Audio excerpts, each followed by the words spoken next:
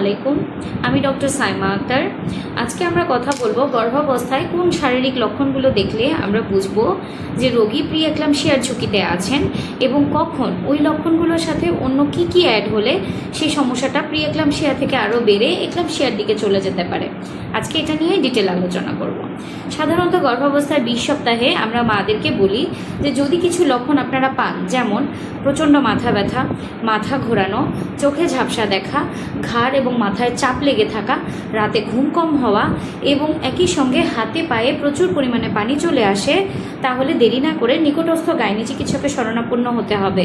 এবং পরীক্ষা নিরীক্ষায় আমরা যদি পাই যে রোগীর রক্তচাপ স্বাভাবিকের চেয়ে বেশি 140/90 মিলিমিটার অফ মার্কারি থাকে এবং সাথে যদি রোগীর প্রস্রাব পরীক্ষায় আমরা অ্যালবুমিন বা প্রোটিনের অস্তিত্ব পাই, তাহলে মোটামুটি আমরা নিশ্চিত হয়ে যাই যে রোগী প্রি এক্লাম্পসিয়ায় ভুগছেন এবং এটার তখন একটা সিমটোম্যাটিক চিকিৎসা দেওয়া সহজ হয়।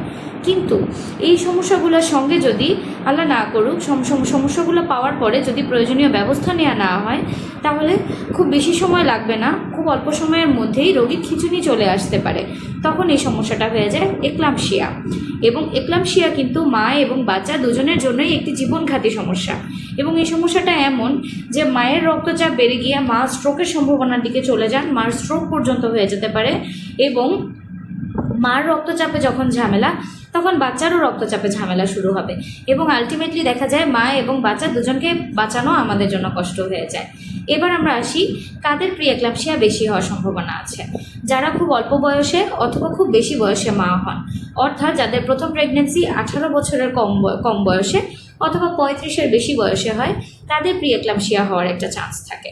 দ্বিতীয় চান্স থাকে যাদের পরিবারে অলরেডি হাই ব্লাড প্রেশারের রোগী থাকে অথবা যাদের পূর্ববর্তী প্রেগনেন্সিতে এরকম ব্লাড প্রেশার বেশি থাকার সম্ভাবনা ছিল, তারাও কিন্তু একটা হাই রিস্ক জোনে চলে আসে। এবং এই সমস্যাগুলো প্রি এক্লাম্পসিয়ার প্রবলেমগুলো তারাই বেসিক্যালি খুব বেশি ফেস করেন।